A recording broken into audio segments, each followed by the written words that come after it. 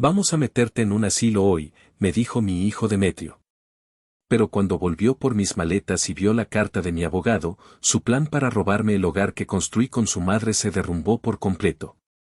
Si aún no estás suscrito al canal, haz clic en el botón de suscripción y activa la campanita para no perderte ninguna de nuestras historias. Tu apoyo significa todo para nosotros. Si esta historia te parece interesante, déjale un like. También me encantaría saber de qué ciudad eres, déjanos el nombre de tu ciudad en los comentarios. Ahora, empecemos con la historia. El tenedor se me resbaló de los dedos. No fue un movimiento torpe, no fue un temblor de viejo. Fue como si los músculos de mi mano hubieran decidido rendirse, como si hubieran escuchado las palabras antes que mi cerebro y se negaran a seguir funcionando. El golpe del metal contra la losa del plato fue un estallido seco, un disparo en el silencio que se había instalado en mi comedor. Un silencio tan denso que parecía tener peso, un silencio que aplastaba el aroma del estofado que llevaba toda la mañana preparando. Papá, te vamos a dejar en el asilo esta noche, así que ve empacando. La frase no la gritó. Ni siquiera levantó la voz. Demetrio, mi hijo, mi único hijo, lo dijo con la misma naturalidad con la que se pide la sal. Tenía la vista fija en su plato, cortando un trozo de carne con una precisión casi quirúrgica, como si estuviera comentando el estado del tiempo. A su lado, Lidia, su mujer, dejó su copa de vino sobre la mesa con un cuidado exagerado, sus uñas, largas y rojas como garras, apenas rozando el cristal. No me miró. Ninguno de los dos me miró. Y en ese instante, en el eco de ese disparo metálico, comprendí que no estaba en mi casa. Estaba en un tribunal. Y la sentencia, inapelable, acababa de ser dictada. Mi corazón, ese viejo motor que ha bombeado sangre durante 73 años, pareció fallar por un segundo. Sentí un frío que no venía de ninguna corriente de aire, un frío que nacía en la med de mi estómago y se extendía por mis venas. Tenía 42 años, mi hijo. La mitad de mi vida. El niño al que le enseñé a andar en bicicleta, al que le curé las rodillas raspadas, al que le expliqué con paciencia las ecuaciones diferenciales cuando se le atragantaban en la preparatoria. Levanté la vista lentamente. Sus rostros eran máscaras. El de Demetrio, una máscara de falsa determinación, intentando ocultar la debilidad que yo conocía tan bien. El de Lidia, una máscara de suficiencia, de triunfo contenido. Comían mi comida, en mi mesa, bajo el techo que construí con mis propias manos, y me estaban desahuciando de mi propia vida. El estofado en mi boca de repente sabía a ceniza. El vino, a hiel. El ruido del tenedor no se detenía. Seguía resonando en mi cabeza, una y otra vez, el sonido del final. Antes de que la rabia encontrara su camino, antes de que el dolor se solidificara en algo más duro, mi mente hizo lo que siempre hace cuando se siente acorralada, escapó. Escapó al pasado, a los cimientos de esta casa y de mi vida. Me levanté de la silla, un movimiento lento y deliberado que pareció sorprenderlos. No dije nada. No podía. Las palabras eran un nudo en mi garganta. Les di la espalda y caminé hacia la sala.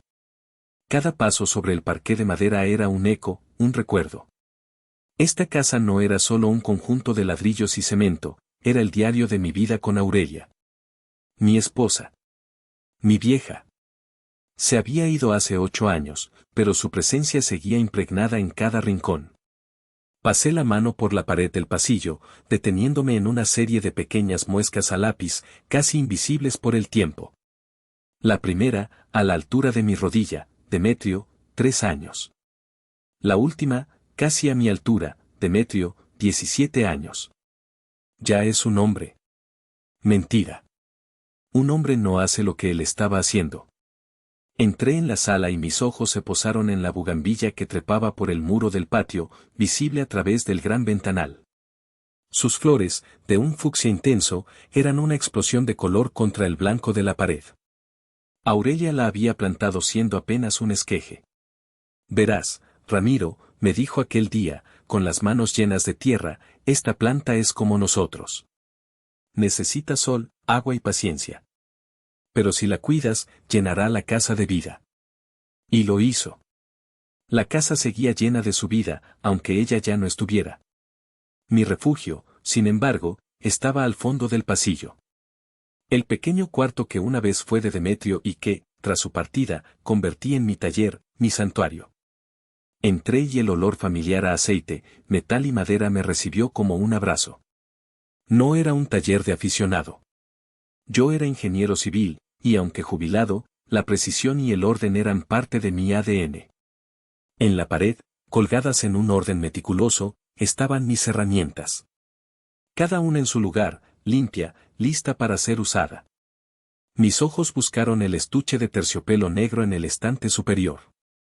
Lo bajé con cuidado y lo abrí. Dentro, sobre el forro de seda, descansaba un juego de escuadras y compases de plata.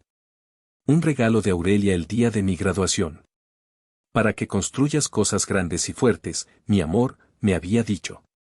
Como nuestro futuro. Tomé el compás, su peso frío y familiar en mi palma. Con un paño suave, comencé a limpiarlo, un ritual que repetía siempre que necesitaba pensar, siempre que el caos del mundo amenazaba con desbordarme. El movimiento rítmico y repetitivo de mi mano sobre el metal pulido era una forma de meditación. Limpiaba el compás, pero en realidad, estaba intentando limpiar mi mente, poner en orden mis pensamientos. Mira, mi vieja, susurré al aire, a su foto que descansaba en el pequeño escritorio. ¡Qué relucientes! Como el primer día. Orden. Eso es lo que necesito ahora. Estructura. Un plan. Porque Demetrio y Lidia habían venido con un plan, uno cruel y calculado. Y yo, Ramiro, el ingeniero, el hombre que pasó su vida diseñando estructuras para que resistieran terremotos, no iba a permitir que demolieran la mía sin presentar batalla. El dolor seguía ahí, un agujero negro en mi pecho. Pero alrededor de ese vacío, algo nuevo comenzaba a fraguarse. Una frialdad metódica. La misma que sentía al enfrentarme a un plano complejo, a un cálculo estructural imposible. Analizar el problema. Identificar los puntos débiles. Diseñar una contraestrategia. Dejé el compás en su estuche, perfectamente alineado con la escuadra. Mi mano ya no temblaba. El shock inicial se estaba disipando, reemplazado por una claridad cortante. Volví al comedor. Ellos seguían allí, hablando en susurros, segaramente incómodos por mi silencio, por mi extraña excursión. Sus voces se callaron en cuanto me vieron. Me senté de nuevo en mi silla, a la cabeza de la mesa. Mi mesa. Mi casa. Tomé mi copa de vino y los miré directamente a los ojos por primera vez desde que habían pronunciado la sentencia. Repítelo, dije, mi voz sorprendentemente firme. Quiero oírlo de nuevo. Demetrio tragó saliva. El color había desaparecido de su rostro. Miró a Lidia, buscando apoyo, como siempre lo había hecho desde que esa mujer entró en su vida. Ella le sostuvo la mirada y asintió sutilmente, dándole permiso para hablar. Papá, es por tu bien, comenzó, recitando un guión que claramente habían ensayado. Últimamente estás, más despistado. El otro día nos contaste que te caíste en el jardín. ¿Y si la próxima vez es peor? ¿Y si no puedes levantarte? La caída. Sucedió el verano pasado. Tropecé con una manguera que yo mismo había dejado fuera de lugar. Me raspé una mano, maldije mi torpeza y seguí con mi día.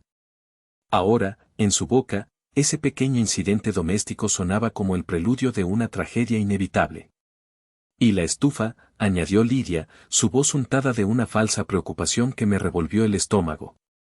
El mes pasado, cuando vinimos, la dejaste encendida después de calentar el café. Demetrio se dio cuenta por el olor a gas. Podrías haber volado la casa por los aires, suegro. La estufa. Cierto. Un despiste, uno en 8 años viviendo solo. Un error que corregí en cuanto me lo dijeron y por el que me disculpé profusamente.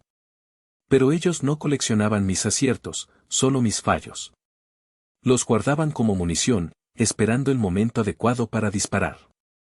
Mi mente, de nuevo, se deslizó hacia atrás, pero esta vez no a los recuerdos felices, sino a las señales, a las pequeñas grietas que habían aparecido en la estructura de nuestra relación y que yo, estúpidamente, había ignorado.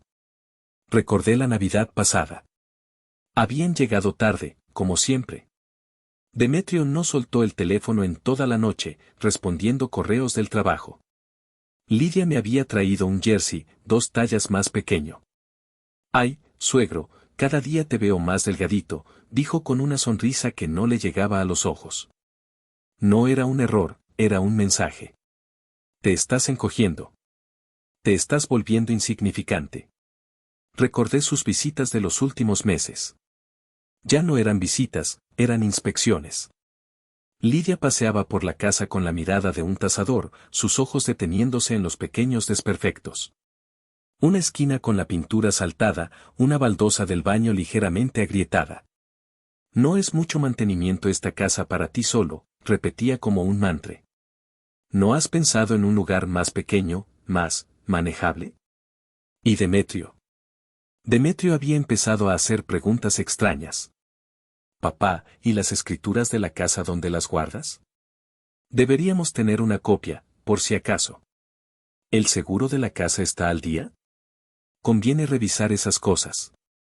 Yo, en mi ingenuidad, pensaba que era una preocupación genuina, el hijo que se preocupa por el patrimonio familiar. Ahora entendía que no se preocupaba por el patrimonio, se preocupaba por la herencia. Su herencia. La conversación más extraña, sin embargo, la tuve con mi hermano Fausto hace un par de semanas. Fausto siempre había vivido a mi sombra, o al menos, así lo sentía él. Menos éxito en el trabajo, una casa más pequeña, una vida más modesta. Siempre había una nota de resentimiento en su voz, una envidia mal disimulada que yo prefería ignorar por el bien de la paz familiar. Me llamó por teléfono, algo inusual en él. Después de los saludos de rigor y las quejas sobre el gobierno, el tráfico y el equipo de fútbol, la conversación tomó un giro inesperado. Oye, Ramiro, dijo con un tono conspirador. ¿Cómo estás de salud? ¿De verdad?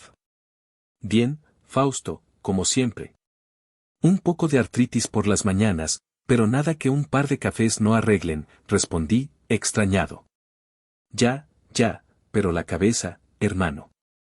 ¿La cabeza cómo anda? A nuestra edad, hay que cuidarse. Oye, ¿y los papeles de la casa los tienes en orden? Uno nunca sabe. Es un bien importante, hay que tenerlo todo bien atado. En ese momento, la pregunta me pareció impertinente, pero la atribuí a su naturaleza pesimista. Ahora, las piezas del rompecabezas encajaban con una claridad aterradora. No era una coincidencia. Era una campaña coordinada. Habían estado hablando a mis espaldas, tejiendo una red, preparando el terreno para el asalto final. Mi propio hermano. La sensación amarga en mi garganta se intensificó. Estaba solo. Completamente solo en una conspiración familiar de la que yo era el único que no formaba parte. Mi mirada volvió al presente, a la mesa del comedor. La escena que unas horas antes me parecía el epítome de la normalidad familiar, ahora se revelaba como lo que era, una farsa, un teatro cuidadosamente montado para su acto final. Había pasado toda la mañana cocinando. El estofado de ternera con vino tinto, el favorito de Demetrio desde que era un niño. Lo hacía pocas veces, porque requería tiempo y paciencia. Había que sellar la carne a fuego fuerte, pochar las verduras lentamente hasta que estuvieran caramelizadas, añadir el vino y dejar que el alcohol se evaporara, y luego. Horas de cocción a fuego bajo hasta que la carne se deshiciera con solo mirarla. Un plato de amor. Un plato de recuerdos. Mientras cocinaba, me había sentido feliz. Imaginaba la conversación en la mesa, las risas, el calor de la familia reunida. Había puesto el mantel bueno, el que Aurelia y yo compramos en un viaje a Oaxaca. Había sacado las copas de cristal tallado. Quería que fuera una noche especial, un pequeño oasis en la rutina. Llegaron, como de costumbre, con media hora de retraso. Sin una llamada para avisar. Demetrio entró mirando la pantalla de su móvil, tecleando furiosamente con los pulgares. Hola, papá, dijo sin levantar la vista. Lidia entró detrás, con una sonrisa tensa y una botella de vino barato en la mano, de esos que venden en la tienda de la esquina. Un regalo que era casi un insulto, un gesto para cumplir, nada más. La conversación durante la cena fue un campo de minas. Preguntas superficiales, respuestas monosilábicas. ¿Y la niña?, pregunté, refiriéndome a mi nieta, Jimena, a la que no veía desde hacía 2 meses. Bien, respondió Lidia. Con muchas tareas del colegio. Fin de la conversación. ¿Qué tal el trabajo, hijo? Mucho estrés. Un proyecto nuevo. Complicado, respondió Demetrio, cortando su carne. La tensión era tan espesa que se podía cortar con un cuchillo. Yo seguía intentándolo, como un idiota, tratando de encontrar un terreno común, un tema que nos conectara. Fue entonces cuando cometí el error fatal. El error que les dio la excusa que estaban buscando. He estado pensando, dije, con un entusiasmo que ahora me parecía patético. Voy a remodelar el baño de invitados. Ya estoy viejo para andar saltando el borde de la bañera. Quiero poner una ducha a ras de suelo, más práctica. He estado mirando unos diseños muy bonitos. No necesité decir más. Vi la mirada que intercambiaron por encima de sus platos. Una mirada fugaz, casi imperceptible, pero cargada de significado. Era una mirada de esa hora. La señal. El interruptor que activaba el plan. Y entonces, Demetrio, mi hijo, dejó su tenedor, se limpió la boca con la servilleta, y con la calma de un verdugo, pronunció la frase que hizo que mi mundo se detuviera. Papá, te vamos a dejar en el asilo esta noche, así que ve empacando. El eco de mis propias palabras, ¿cuál es la verdadera razón?, quedó flotando en el aire viciado del comedor. Exigí una respuesta no con un grito, sino con una calma que los descolocó. Era la calma del ingeniero que ha encontrado una grieta en la fachada y sabe que si presiona en el punto exacto, toda la estructura se vendrá abajo. Demetrio se revolvió en su silla. La máscara de determinación se estaba resquebrajando, dejando al descubierto al niño asustado que siempre había sido. Abrió la boca para responder, segaramente para soltar otra excusa piadosa de su repertorio, pero Lidia fue más rápida. La impaciencia era su rasgo definitorio, la paciencia es una virtud de quienes no sienten que el mundo les debe algo. La verdadera razón, suegro, espetó, y su voz subió una octava, perdiendo el tono meloso y adquiriendo un filo metálico. La verdadera razón es que esta casa es una posilga enorme y deprimente, y usted no puede seguir viviendo solo. Es un peligro para usted mismo. ¿Un peligro? ¿O un estorbo, Lidia?, repliqué, sintiendo cómo la sangre empezaba a hervir en mis venas, un calor lento que ascendía desde mis pies. Ambas cosas, gritó, poniéndose de pie de un salto. El teatro de la nuera preocupada se había terminado.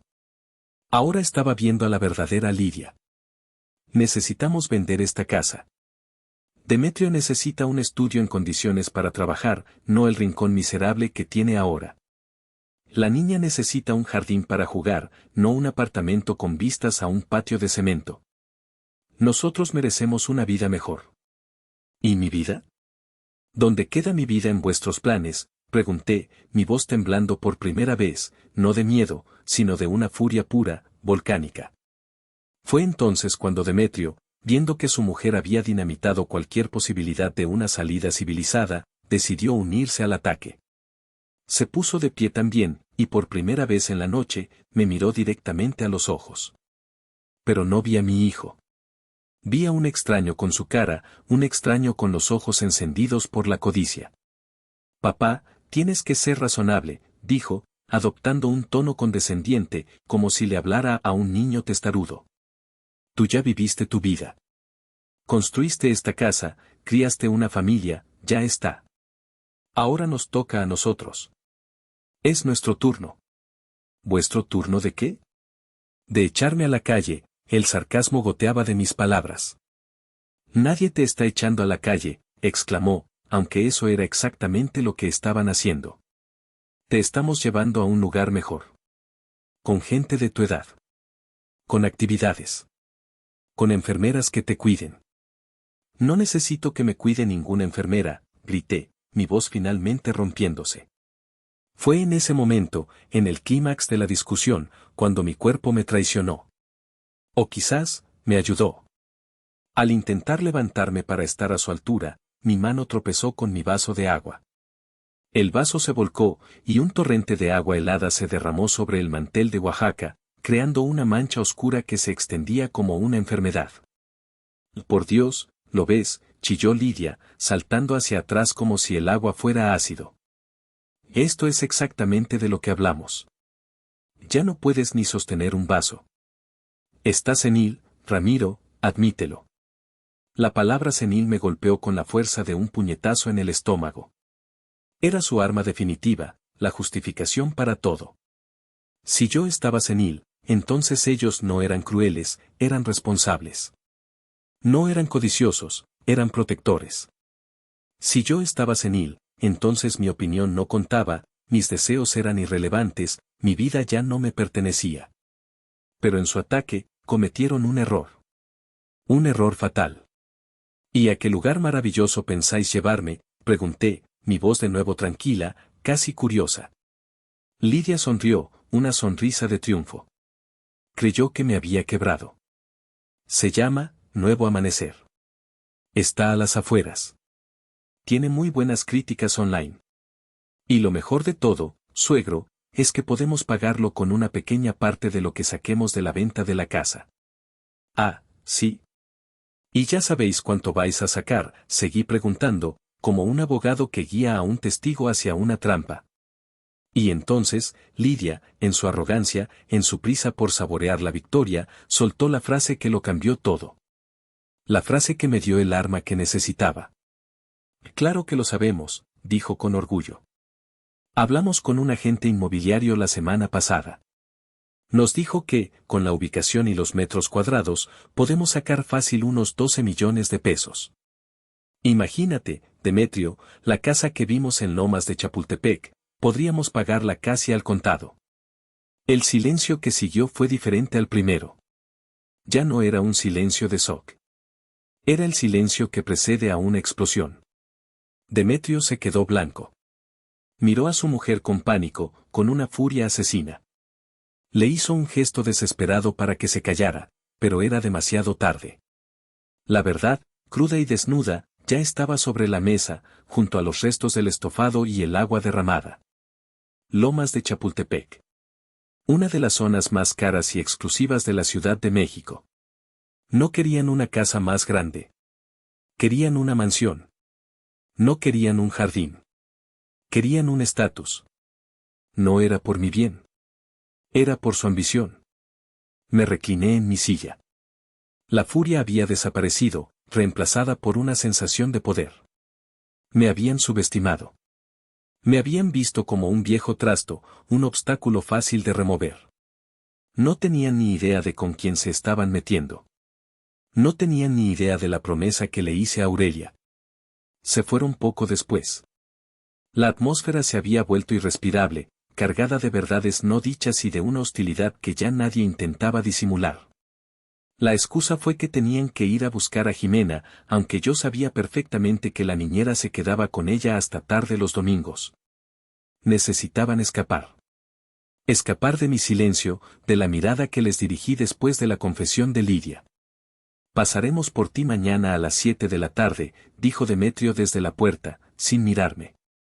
Su voz era fría, desprovista de cualquier emoción. Ya no era mi hijo intentando convencer a su padre, era un socio de negocios comunicando un plazo inamovible. Ten listas tus cosas. Solo lo esencial. El resto ya veremos qué hacemos con ello. Ni un abrazo. Ni un te quiero, papá. Ni siquiera un lo siento. La puerta se cerró, y el sonido del motor de su coche al alejarse fue el punto final de un capítulo de mi vida. Me quedé solo en el comedor, rodeado por los restos de la batalla. Los platos a medio comer, la comida enfriándose, la mancha de agua en el mantel como un mapa de mi humillación. Durante un largo rato, no me moví. Dejé que el silencio de la casa me envolviera. Esperaba las lágrimas. Esperaba el temblor incontrolable, la punzada de la autocompasión, el lamento por un hijo perdido. Pero no llegaron. En su lugar, sentí algo muy diferente. Un frío intenso, profundo, que se instaló en mi pecho. Era una sensación familiar, la misma que sentí una vez, hace muchos años, cuando el motor de mi viejo Ford Maverick se gripó en medio de la carretera. Un silencio metálico, una quietud antinatural donde antes había potencia y vida. Un fallo catastrófico. Me levanté y caminé por la casa a oscuras, sin encender las luces. Mis manos rozaban las paredes, los muebles, como un ciego intentando leer el mundo a través del tacto. Y el monólogo en mi cabeza comenzó, no con palabras de dolor, sino con términos de ingeniería, el único lenguaje que me ha servido para entender el mundo. Fallo estructural. La familia que había construido con Aurelia, la estructura que se suponía que debía durar para siempre, presentaba una grieta fatal. Una grieta causada por materiales de mala calidad, la codicia de Lidia, la debilidad de Demetrio. Error de diseño. Y aquí es donde el dolor se afilaba. Porque el ingeniero jefe de ese proyecto había sido yo. Yo había criado a Demetrio. Le di todo lo que necesitaba, y quizás, demasiado de lo que no. ¿Fui demasiado blando? ¿Demasiado permisivo? Recuerdo aquella vez que chocó el coche, siendo un adolescente. Yo me encargué de todo, minimicé las consecuencias. ¿Aprendió la lección? ¿O solo aprendió que papá siempre estaría ahí para arreglar sus desastres? Recuerdo cuando quiso empezar esa empresa de tecnología con unos amigos. Una idea vaga, sin un plan de negocio sólido. Yo le advertí, le aconsejé prudencia. Pero él me acusó de no creer en él, de ser un viejo anticuado. Para demostrarle mi apoyo, le presté una cantidad considerable de dinero, mis ahorros. La empresa, por supuesto, fracasó en menos de un año. El dinero se perdió. Y yo, de nuevo, asumí la pérdida sin un solo reproche. ¿Le enseñé a ser resiliente? ¿O solo le enseñé que el dinero no tenía valor, que siempre habría más de donde había salido? Análisis de la carga. La carga que había fracturado la estructura no había sido un evento súbito, como un terremoto. Había sido una carga constante, progresiva. La influencia de Lidia. Su ambición, su perpetua insatisfacción, goteando como ácido sobre la voluntad ya débil de mi hijo. Ella era la sobrecarga que el diseño original no había previsto. Me detuve frente a la foto de Aurelia en la sala. La luna que entraba por el ventanal iluminaba su sonrisa. Lo siento, mi vieja, susurré. Fallé. Nuestro proyecto tiene un fallo de diseño. Pero entonces, mientras miraba sus ojos en la fotografía, recordé sus palabras. Recordé su pragmatismo, su fuerza. Aurelia no era una mujer que se sentara a llorar sobre los planos rotos. Aurelia era de las que cogía un lápiz y empezaba a rediseñar. Y el frío en mi pecho cambió. Ya no era el frío de un motor muerto. Se convirtió en el frío del acero, en la frialdad de la lógica. No eran lágrimas lo que sentía, sino el frío de un motor gripado en el pecho. Un fallo de diseño. Mi diseño. Demetrio, mi mayor proyecto, y la estructura se había derrumbado. Pero todo ingeniero sabe que no hay estructura fallida que no se pueda demoler para construir algo nuevo. Y yo iba a demoler sus planes. La autocompasión se evaporó. La tristeza dio paso a una determinación helada. No se trataba de venganza. La venganza es una emoción caliente, desordenada. Esto era diferente. Esto era una cuestión de principios. De integridad estructural. Ellos habían iniciado la demolición. Yo me iba a asegurar de que los únicos que quedaran bajo los escombros fueran ellos. Con esa nueva determinación bombeando por mis venas, me dirigí a mi santuario. Mi taller. Encendí la luz del flexo sobre el escritorio, y su haz concentrado iluminó la pequeña caja fuerte empotrada en la pared, oculta detrás de un falso panel de madera. Giré la rueda de la combinación, los clics metálicos sonando nítidos en el silencio de la noche. Eran números que Aurelia y yo habíamos elegido juntos, la fecha de nuestro aniversario, el día del nacimiento de Demetrio. ¡Qué ironía! La clave para proteger mi futuro de mi hijo era la fecha en que llegó a nuestras vidas. La pesada puerta de acero cedió.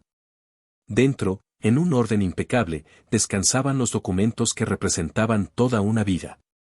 Pólizas de seguro, certificados de acciones, testamentos. Y en una carpeta de cuero rojo, con una etiqueta que ponía Fideicomiso Familiar Ramiro y Aurelia, estaba mi arma secreta. Saqué la carpeta y la puse sobre el escritorio, bajo la luz del flexo. La abrí, y el olor a papel viejo y a tinta me transportó a otro día, a otra conversación. Una conversación mucho más difícil que la de esta noche. Fue hace casi 10 años. Estábamos en esta misma casa, pero el sol de la tarde entraba por la ventana. Aurelia estaba sentada en su sillón favorito, cubierta con una manta a pesar del calor. El cáncer ya se la estaba llevando, poco a poco. Estaba más delgada, más pálida, pero sus ojos conservaban la misma chispa inteligente de siempre. Sobre la mesa, entre nosotros, había una pila de documentos idéntica a la que yo tenía ahora delante. A nuestro lado, el licenciado Beltrán, nuestro amigo y abogado, nos explicaba los detalles con una voz suave. Yo no quería estar allí. Hablar de fideicomisos y cláusulas me parecía una traición a la esperanza. Me negaba a aceptar que ella se iba a ir. Ramiro, mírame, me dijo Aurelia, su voz un poco más débil de lo normal, pero firme. Esto es importante. Más importante que cualquier tratamiento. No digas eso, vieja, le respondí, cogiéndole la mano. ¿Te vas a poner bien? Ella sonrió, una sonrisa triste pero llena de amor.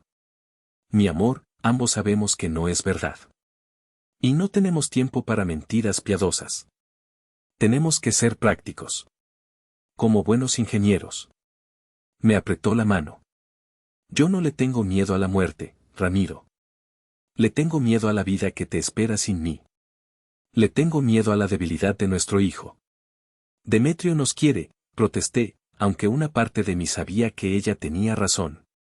Nos quiere a su manera, matizó ella.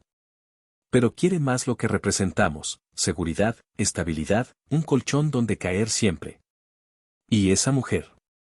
Lidia, ella no quiere, ella desea. Desea lo que no tiene, y nunca está satisfecha con lo que consigue. Es un pozo sin fondo, Ramiro. Y un día, podría intentar arrastrar a Demetrio, y a ti, a ese pozo. Las palabras me dolieron, pero eran la verdad. El licenciado Beltrán carraspeó, trayéndonos de vuelta al presente de aquel día. El fideicomiso es irrevocable, explicó. Significa que, una vez firmado, ni siquiera ustedes pueden cambiarlo. La casa, y la mayoría de los activos, no estarán a tu nombre, Ramiro, ni al de Demetrio. Estarán a nombre del fideicomiso. Tú serás el usufructuario vitalicio. Podrás vivir aquí, usar el dinero, hacer lo que quieras, hasta el día de tu muerte. Nadie podrá echarte. Nadie podrá vender nada sin tu consentimiento explícito. ¿Y después? Pregunté. Después, continuó Beltrán, todo pasará a Demetrio, como está estipulado. Pero, hemos añadido una cláusula. Una cláusula de protección. Miró a Aurelia, y ella asintió. La llamamos la cláusula Aurelia. Si alguien, dijo Aurelia, mirándome fijamente, incluido Demetrio, intenta forzarte a abandonar esta casa contra tu voluntad, si intenta declararte incapacitado para quedarse con todo. La cláusula se activa automáticamente. Y la totalidad del patrimonio, cada centavo, cada ladrillo, no irá a Demetrio. Irá directamente a la fundación que creamos para ayudar a estudiantes de ingeniería sin recursos. Me quedé sin palabras. Era un plan brillante, despiadado y perfecto. Un jaque mate diseñado con años de antelación. Ramiro, prométeme algo, me dijo Aurelia, su voz apenas un susurro. No que cuidarás la casa, sino que te cuidarás a ti. Prométeme que serás fuerte. Que nunca dejarás que te vean roto. Usa esto. Sé más listo que ellos. Te lo prometo, mi amor, le dije, con los ojos llenos de lágrimas. Te lo prometo. Ahora, sentado en mi taller, con el silencio de la casa traicionada a mi alrededor, sentí el peso de esa promesa. No era una promesa sobre ladrillos y dinero. Era una promesa sobre la dignidad. Y estaba a punto de cumplirla. Con la carpeta de cuero rojo sobre mi escritorio como un manual de guerra, cogí el teléfono. Mis dedos marcaron el primer número de memoria, a pesar de los años. El teléfono sonó 3 veces antes de que una voz grave y familiar respondiera. Diga. Beltrán al habla. Beltrán, soy Ramiro. Hubo una pausa al otro lado de la línea. El licenciado Beltrán no era solo mi abogado, había sido el mejor amigo de Aurelia y mío desde la universidad. Sabía exactamente lo que significaba mi llamada a estas horas. Ramiro. Lo esperaba. Pero esperaba, por el bien de todos, que este día no llegara nunca. Ha llegado, amigo mío, dije, mi voz firme. Ha llegado el momento que Aurelia temía. Entiendo. ¿Estás bien? Mejor que nunca. Tengo un plan, pero necesito a mi general. Necesito que vengas. Mañana por la tarde. La batalla final será a las 7. No se hable más. Allí estaré a las 5 para preparar la estrategia. Y Ramiro, me alegro de oír esa fuerza en tu voz. A Aurelia le encantaría. Colgué, sintiendo una oleada de alivio. La primera pieza del tablero estaba en su sitio. El segundo número que marqué fue el de Lorenzo. Mi compadre. Mi colega. Otro ingeniero jubilado, con una mente tan lógica y estructurada como la mía. Habíamos construido puentes juntos, literalmente. Ahora le iba a pedir que me ayudara a construir una última defensa. Bueno, respondió su voz somnolienta. Lorenzo, despierta, viejo zorro. Soy Ramiro. Necesito tu ayuda. Ramiro, ¿qué pasa? ¿Estás bien? Son más de las 10 de la noche. Estoy perfectamente. Pero mañana necesito que vengas a mi casa a las 6 de la tarde. Sin falta. Trae tu cabeza fría de ingeniero. Y sé mi testigo. ¿Testigo de qué? Te nos casas de nuevo, bromeó, pero noté la preocupación en su voz. Casi. Digamos que voy a firmar un divorcio. Un divorcio de mi hijo. Mañana te explico. Confía en mí. Si tú lo dices. Allí estaré, compadre. Sabes que por ti, lo que sea. Colgué. La segunda pieza, un alfil fuerte y leal, estaba en posición. La tercera llamada fue más delicada. Era a Elvira, mi vecina de al lado. Una mujer joven, madre soltera, que se desvivía por su hijo. Aurelia y yo la habíamos visto crecer. Era como una sobrina para mí. A menudo le ayudaba con pequeñas reparaciones en su casa, o simplemente charlábamos en el jardín. Ella era la bondad personificada, y no quería involucrarla en esta suciedad. Pero la necesitaba. Necesitaba un testigo imparcial, alguien cuya integridad fuera incuestionable. ¿Señor Ramiro? Pasó algo, respondió, su voz llena de una genuina preocupación al ver mi nombre en la pantalla a esas horas. No, mi niña, no te preocupes. Todo está bien. Pero necesito pedirte un favor enorme. Un favor muy personal. Claro que sí, dígame. Mañana por la tarde, sobre las 6:30, ¿podrías pasarte por mi casa? Necesito que estés presente como testigo para firmar unos documentos importantes. Tu presencia sería de gran ayuda para mí. Por supuesto, señor Ramiro. No tiene ni que preguntar. ¿Está seguro de que está todo bien? Ahora lo está, Elvira. Gracias a gente como tú. Te espero mañana. La torre, inexpugnable en su bondad, estaba asegurada.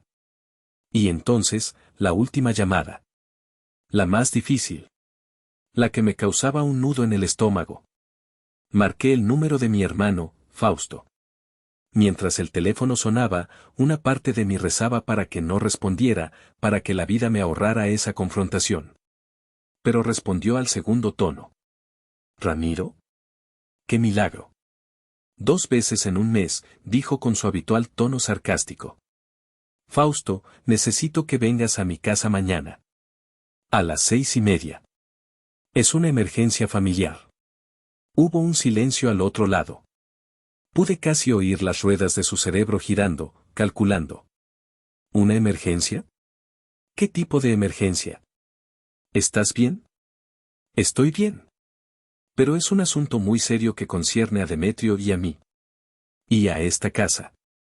Necesito que estés aquí. Como mi hermano. Hice hincapié en la última palabra. Era una prueba. Una última oportunidad para que eligiera un bando. Claro, claro, hermano, dijo, su voz de repente más interesada.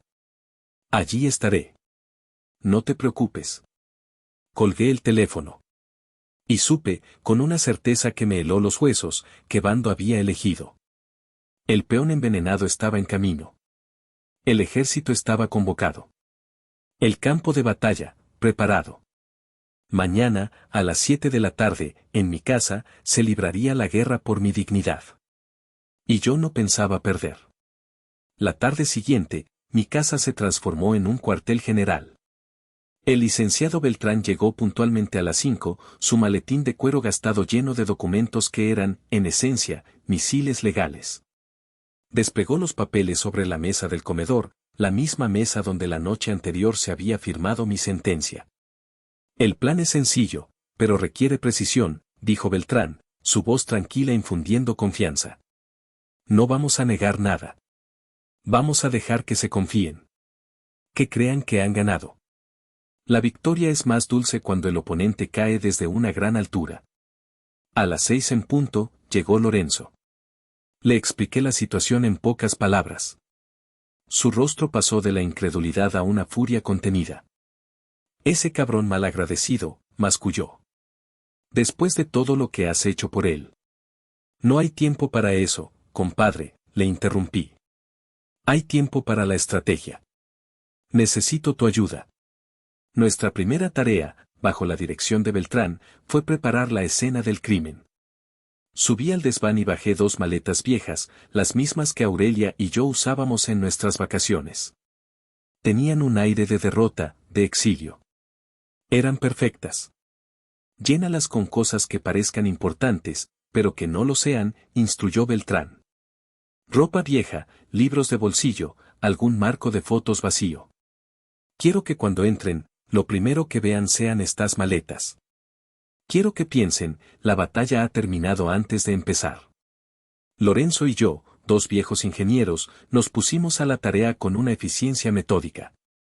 Doblamos jerseys viejos, envolvimos en periódico un par de adornos sin valor. Era un trabajo sombrío, casi macabro. Estábamos escenificando mi propia rendición. Cada prenda que metía en la maleta se sentía como un puñado de tierra sobre mi propio ataúd. Pero la mirada de determinación en el rostro de Lorenzo me daba fuerzas. No estaba solo. A las 6:30, sonó el timbre. Era Elvira. Su cara joven y honesta era un soplo de aire fresco en la atmósfera cargada de la casa. Cuando vio las maletas junto a la puerta, sus ojos se llenaron de una tristeza infinita.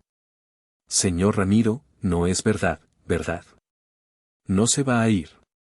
Le puse una mano en el hombro. Tú tranquila, mi niña. Solo necesito que te sientes con nosotros. Eres la pieza más importante de este tablero. Eres la verdad. Ella sintió, aunque no entendía del todo, y se sentó en el sofá, junto a Lorenzo. Unos minutos después, llegó el último invitado. Fausto. Entró sin llamar, como si la casa ya fuera territorio conquistado. Su mirada recorrió la habitación, deteniéndose en Beltrán, en Lorenzo, en Elvira, y finalmente, en las maletas. Una pequeña sonrisa de satisfacción se dibujó en sus labios. Creyó que estaba allí para presenciar mi derrota y, quizás, para recoger algunas migajas del festín de su sobrino. Se acercó a mí, poniendo una mano en mi hombro con una familiaridad que me revolvió el estómago. Pero, hermano, ¿qué pasa? ¿Qué es todo este drama?, dijo, su voz goteando una falsa compasión. Hablé con Demetrio. Me dijo que estaba preocupado por ti. Solo quiere lo mejor para ti, un lugar donde te cuiden. No le respondí. Solo lo miré. Y en ese momento, el último vestigio de afecto fraternal que podía sentir por él se convirtió en polvo. El dolor de la traición de mi hijo era una herida profunda, pero la de mi hermano era como echar sal en esa herida. Era una traición mezquina, rastrera, motivada por una vida de envidias y resentimientos. Nos sentamos todos a esperar. Beltrán, en un sillón, revisando sus papeles. Lorenzo y Elvira, en el sofá, en un silencio tenso. Fausto, de pie, paseando nerviosamente, incapaz de ocultar su expectación. Y yo, en mi viejo sillón de orejas, el que Aurelia siempre decía que era mi trono. Me sentía extrañamente en calma. Era la calma del ingeniero que ha revisado los cálculos por última vez y sabe, con certeza absoluta, que el puente va a resistir. 7 en punto. El sonido de un coche aparcando afuera. El corazón se me aceleró, pero no era miedo. Era adrenalina. El momento había llegado. La puerta se abrió sin que tocaran el timbre. Demetrio y Lidia entraron con el aire de conquistadores regresando a su nuevo territorio. La sonrisa de Lidia era amplia, triunfante. La de Demetrio era más contenida, pero sus ojos brillaban con una mezcla de alivio y codicia. Lo primero que vieron fueron las maletas junto a la puerta. Vi cómo sus hombros se relajaban, cómo la tensión abandonaba sus cuerpos. La sonrisa de Lidia se ensanchó aún más. Se miraron el uno al otro, una mirada de complicidad, de lo conseguimos. Vaya, papá. Veo que al final entraste en razón, dijo Demetrio, su voz con ese tono condescendiente que tanto me había dolido la noche anterior. Me alegro. Es lo mejor para todos. Estamos listos cuando tú lo estés, añadió Lidia, mirando su reloj de pulsera, una pieza ostentosa que seguramente costaba más que mi pensión de un mes. Tenemos que irnos pronto. En el asilo nos esperan antes de las 8. Me levanté de mi sillón, lentamente, saboreando cada segundo. Caminé hacia ellos. No me detuve frente a mi hijo, sino frente a las maletas. Puse una mano sobre ellas. Sí, estoy listo, dije, mi voz tranquila. Pero antes de irnos, hay una carta que deberíais leer. Con un gesto, señalé un sobre grande y blanco que descansaba encima de la maleta superior. Un sobre con el membrete del despacho de abogados Beltrán y Asociados. Demetrio frunció el ceño. ¿Una carta? ¿Qué es esto? No tenemos tiempo para tonterías, papá. Fue entonces cuando el licenciado Beltrán se levantó de su sillón y dio un paso al frente. Su presencia llenó la habitación. Tenía la calma y la autoridad de un hombre que ha ganado 1000 batallas en los tribunales. Oh, le aseguro, joven, que querrá hacer tiempo para esto, dijo Beltrán, su voz suave pero con un filo de acero. Permítame presentarme. Soy el licenciado Beltrán. Amigo de esta familia, abogado de su difunta madre y albacea del fideicomiso familiar Ramiro y Aurelia. Giro número 1. La palabra fideicomiso cayó en la habitación como una piedra en un estanque. Vi la confusión en el rostro de Demetrio. Fidei, ¿qué? ¿De qué diablos está hablando? Lidia, siempre impaciente, le arrebató el sobre de las manos. Lo abrió con sus uñas rojas, rasgando el papel con una violencia contenida. Sacó los documentos. Sus ojos volaron sobre las primeras líneas. El color desapareció de su cara. Sus manos, de repente, empezaron a temblar. Esto no puede ser legal, balbuceó, mirando a Beltrán con pánico. Por el contrario, señora, respondió Beltrán con una sonrisa gélida. No solo es completamente legal, sino que fue establecido y ratificado hace casi 10 años. Su suegra, que en paz descanse, era una mujer muy previsora. Giro número 2. El fideicomiso, continuó Beltrán, tomando el control de la situación como un director de orquesta, establece claramente que mi cliente, el señor Ramiro, es el usufructuario vitalicio de esta propiedad. En lenguaje que ustedes puedan entender, mientras él respire, esta casa es suya. No puede ser vendida, hipotecada ni alterada sin su consentimiento explícito. Pero él no está bien, gritó Lidia, recuperando parte de su agresividad. Está senil. Necesita ayuda. No puede vivir solo. Fue la señal para mis testigos. Lorenzo se levantó. Su corpulencia y su vozarrón de ingeniero de obra impusieron respeto. Conozco a este hombre desde hace 50 años, dijo, señalándome. Construimos juntos el puente de la Concordia. Su mente, le aseguro, está más afilada y es más sólida que la suya, muchacha. Luego, Elvira se puso de pie. Su voz era suave, pero su sinceridad era demoledora. El señor Ramiro me ayuda a hacer mi declaración de la renta cada año, dijo, mirando a Lidia directamente a los ojos. Y me explica las matemáticas del niño mejor que cualquier maestro. ¿Eso le suena a usted a senilidad? Demetrio y Lidia se quedaron sin palabras. Miraban los papeles como si contuvieran un veneno mortal. Mi hermano Fausto, que había permanecido en un rincón, parecía haberse encogido. La victoria que había venido a celebrar se estaba convirtiendo en una humillación pública. ¿Qué significa esto exactamente?, preguntó Demetrio, su voz apenas un susurro. Y entonces, Beltrán se acercó y asestó el golpe de gracia. El jaque mate. Giro número 3. Significa, amigo, dijo Beltrán, con un tono casi paternal, que no solo no pueden vender esta casa. Significa que, debido a que han intentado forzar a su padre a abandonarla contra su voluntad, acaban de activar la cláusula Aurelia. Hizo una pausa dramática, dejando que las palabras calaran. Esa cláusula estipula que, en este preciso instante, la propiedad total e irrevocable de este inmueble deja de pertenecer al fideicomiso y pasa a ser de la Fundación Nuevo Amanecer para Ancianos Desamparados. El shock en sus rostros fue absoluto. Lidia soltó un pequeño grito ahogado. Pero hay más, añadió Beltrán, con una sonrisa que solo podría describirse como diabólica. Cualquier intento por su parte de impugnar judicialmente este fideicomiso, activará una segunda cláusula. Y todos los activos líquidos de su padre, cuentas bancarias, fondos de inversión, y sí, incluyendo el fondo que él mismo creó para la universidad de su hija Jimena, serán donados íntegramente a la misma fundación. Silencio. Un silencio absoluto, pesado, final. El silencio se rompió por un sollozo. Pero no era un sollozo de tristeza. Era un sollozo de rabia pura, impotente. Lidia se había derrumbado sobre una de las sillas del comedor, su cuerpo sacudido por espasmos. Su sueño de una mansión en Lomas de Chapultepec, su estatus social, su victoria, todo se había convertido en cenizas ante sus ojos. Demetrio estaba de pie, inmóvil como una estatua. Su rostro era un lienzo en blanco, una máscara de incredulidad.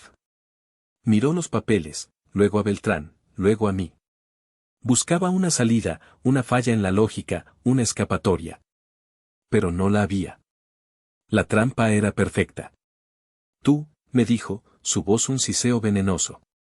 Tú lo planeaste todo. No, hijo, le respondí, y por primera vez sentí una punzada de lástima por él. Yo no planeé nada. Solo cumplí una promesa. Vuestra codicia hizo el resto. Fue entonces cuando Fausto, mi hermano, decidió que era el momento de intentar salvar los muebles, o al menos, su propia dignidad. Se acercó a mí, con una expresión de falsa consternación. Ramiro, esto es un terrible malentendido, comenzó. El chico solo estaba preocupado. Quizás fuimos demasiado lejos, pero su intención era buena. Lo detuve con una mirada. Una mirada fría, vacía de cualquier afecto. No dije una palabra. Simplemente lo miré hasta que sus palabras murieron en su garganta. Entendió que para mí, él ya no existía. Se dio la vuelta y se escabulló de la casa como la rata que era. Demetrio pareció despertar de su estupor. La incredulidad dio paso a una furia roja, violenta. Esto no se va a quedar así, gritó, su voz finalmente explotando. Te demandaré. Contrataré a los mejores abogados. Impugnaré ese estúpido fideicomiso. Adelante, dijo Beltrán con calma. Pero recuerde a su hija. Recuerde su fondo para la universidad. Cada paso que dé en un juzgado, será un paso que la aleje de su futuro. Esa fue la estocada final. La mención de Jimena, de su propia hija, lo desarmó por completo. La rabia se desinfló, dejando solo una derrota amarga, absoluta. Lidia se levantó, su maquillaje corrido por las lágrimas de furia. Me lanzó una mirada llena de un odio que nunca olvidaré. Cogió a Demetrio del brazo y lo arrastró hacia la puerta. Antes de salir, Demetrio se giró y me miró por última vez. En sus ojos ya no había rastro del niño que crié. Solo había un vacío gélido, el vacío de un extraño. Se fueron. La puerta se cerró detrás de ellos. Y esta vez, el silencio que quedó no era de tensión ni de tristeza. Era el silencio de la paz. El silencio de la victoria. El silencio de una promesa cumplida. Pasaron varias semanas. La casa, que durante unos días se sintió como un campo de batalla, poco a poco volvió a ser un hogar. El eco de los gritos se desvaneció, reemplazado por el sonido de la radio por las mañanas, el zumbido de mis herramientas en el taller por las tardes, y las conversaciones tranquilas con mis amigos. Lorenzo y Elvira se convirtieron en mis pilares. Lorenzo venía casi a diario, con la excusa de jugar una partida de ajedrez, pero ambos sabíamos que venía a asegurarse de que yo estaba bien. Hablábamos de todo y de nada, de los viejos tiempos, de los achaques de la edad, de los problemas del país. Su presencia sólida y sin complicaciones era un bálsamo. Elvira me adoptó como una especie de abuelo sustituto.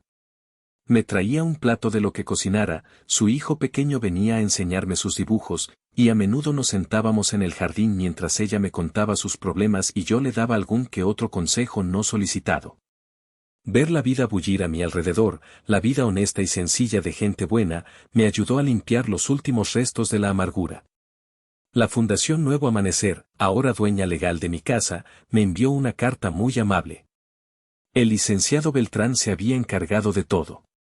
Me confirmaban mi estatus de usufructuario vitalicio y me agradecían la futura donación. Me invitaron a formar parte de su consejo honorario. Acepté.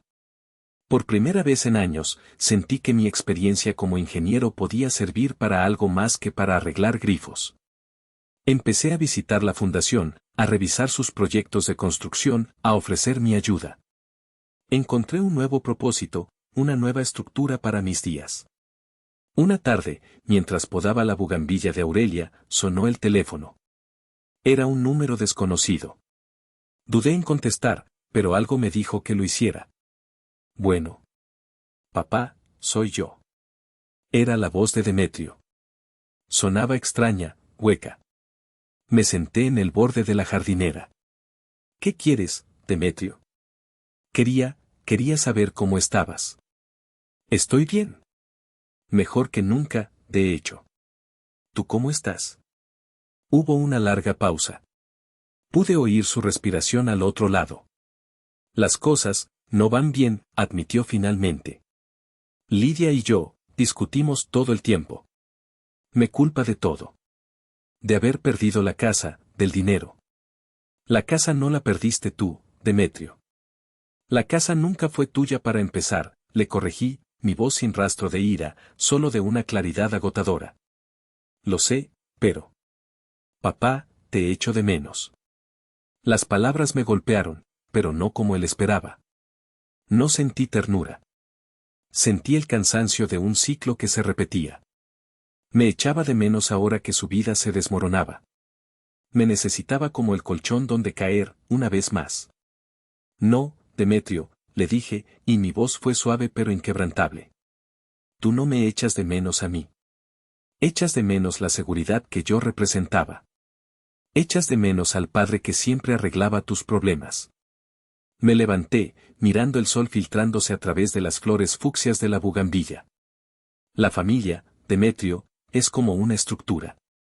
Se construye día a día, con vigas de amor y cemento de respeto. La tuya se derrumbó porque la construiste sobre cimientos de codicia. Y yo ya no soy tu ingeniero de reparaciones. Pero, ¿qué hago ahora?, preguntó, su voz sonando como la de un niño perdido. Crece, le dije. Por primera vez en tu vida, crece. Es todo lo que te pido. Y antes de que pudiera responder, colgué el teléfono. No con rabia. No con rencor. Sino con la certeza de que había cortado el último cable que me ataba a un edificio en ruinas. Era un acto de demolición final. Y era necesario para poder empezar a reconstruir. Esa noche, no pude dormir. No por ansiedad ni por tristeza, sino por una extraña sensación de plenitud. Me levanté y fui a mi taller. Encendí la luz del flexo y abrí el estuche de terciopelo negro. Saqué el compás de plata, el regalo de Aurelia, y lo sostuve en mi mano. Su peso era reconfortante, real. Miré a mi alrededor. Las herramientas en orden, los planos de mis viejos proyectos enrollados en un rincón, la foto de Aurelia sonriendo desde el escritorio. Durante años, pensé que mi legado eran los puentes que había construido, los edificios que había diseñado. Luego, pensé que mi legado era esta casa, los ladrillos y el jardín que habíamos cuidado con tanto amor. Pero esa noche, entendí que estaba equivocado. Mi legado no era de acero ni de cemento. No estaba en las escrituras de una propiedad. El verdadero legado de un hombre no es lo que deja, sino lo que defiende. Yo había defendido mi dignidad. Había defendido la promesa que le hice a mi esposa. Había defendido el principio de que un ser humano, sin importar su edad, no es un objeto desechable. Miré por la ventana del taller hacia la casa, mi casa, bañada por la luz de la luna. Ya no era solo un refugio de recuerdos. Ahora era un símbolo. Un monumento a la fortaleza, a la previsión, al amor que trasciende incluso a la muerte. Era la prueba tangible de que Aurelia y yo, juntos, habíamos construido algo que ni la codicia ni la traición habían podido demoler. Aurelia, mi vieja, susurré, y esta vez no había dolor en mi voz, solo una profunda gratitud. Cumplí mi promesa. No dejé que me vieran roto. La casa está a salvo, pero eso no es lo importante. Lo que salvé fue el respeto por nosotros, por todo lo que construimos. Ese es el verdadero legado. No está en las paredes, está aquí. Me llevé la mano al pecho. Sentí el latido firme y constante de mi viejo corazón. Un motor que ya no estaba gripado. Un motor que aún tenía mucha potencia, muchos kilómetros por recorrer. Guardé el compás en su estuche. Apagué la luz del taller y volví a la casa. Mi casa. Mi fortaleza. Mi futuro. Y supe, con una certeza absoluta, que no estaba solo. El amor de Aurelia era la viga maestra que sostenía toda la estructura. Y ahora, era hora de seguir construyendo.